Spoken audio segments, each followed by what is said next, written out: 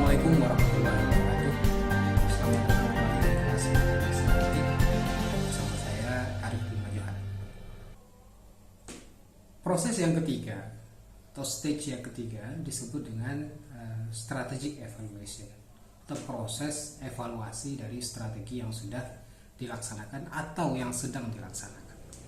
Nah, para manajer tentu sangat ingin mengetahui apakah pendekatan yang mereka lakukan itu efektif untuk mencapai tujuan perusahaan, atau bisa enggak strategi yang sudah kita terapkan ini mencapai profit yang maksimal, atau apakah aspek-aspek implementasi kita sudah selaras dengan tujuan dan strategi yang diputuskan sebelumnya.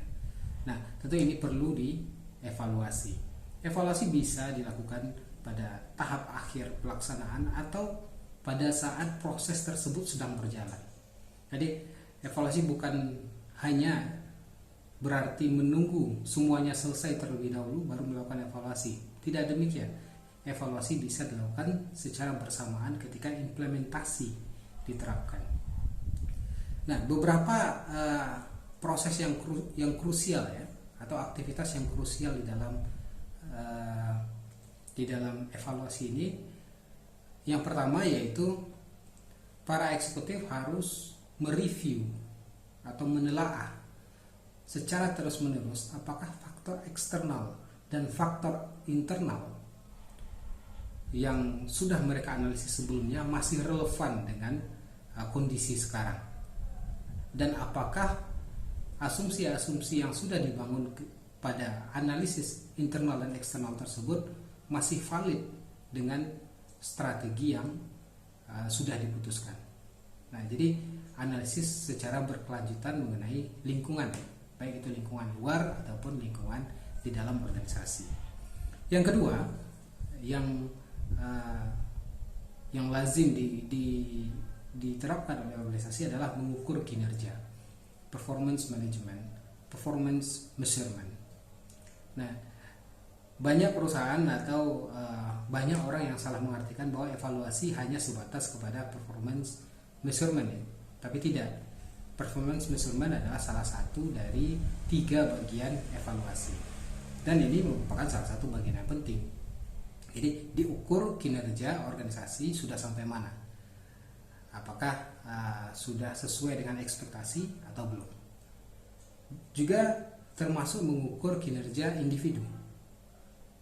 Apakah individu sudah bekerja sesuai dengan apa yang diharapkan oleh organisasi? Apakah individu sudah termotivasi dengan desain kompensasi yang disusun pada stage implementasi? Ini diukur di sini. Nah, selanjutnya melakukan langkah koreksi jika dibutuhkan. Koreksi bisa dalam bentuk yang besar atau dalam bentuk yang strategis, seperti melakukan turnaround atau mendesain ulang organisasi atau reengineering proses namanya ya. Nah, atau koreksi hal-hal yang bersifat lebih kecil tapi harus dilakukan. Jadi ada 3 tadi ya. Kita mereview secara berkelanjutan faktor lingkungan eksternal dan internal kita. Kita mengukur kinerja kita sudah sampai mana dan melakukan langkah koreksi jika dibutuhkan.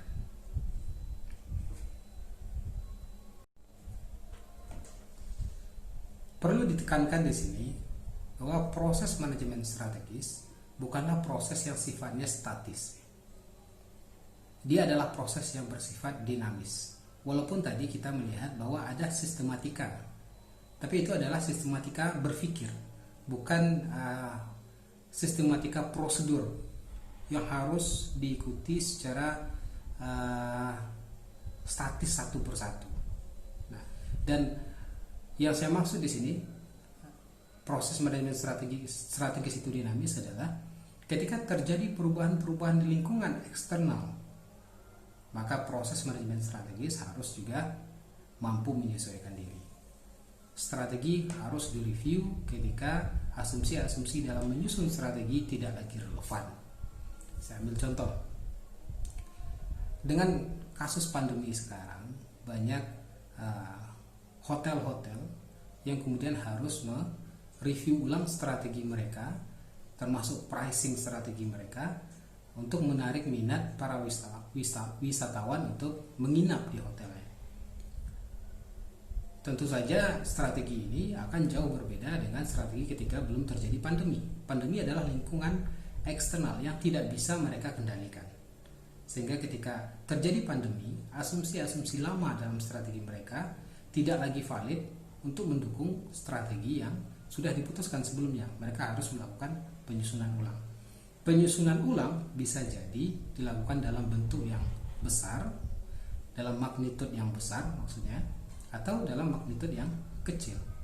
Bisa jadi mereka rebranding dalam bentuk strategis, atau mereka cukup melakukan pendekatan repricing harga atau menentukan ulang harga yang mereka tawarkan kepada konsumen. Jadi prinsipnya di sini adalah ini bukanlah proses yang saklek ya. Ini adalah proses yang dinamis, sehingga mengharuskan eksekutif untuk beradaptasi dengan lingkungan jika lingkungan berubah.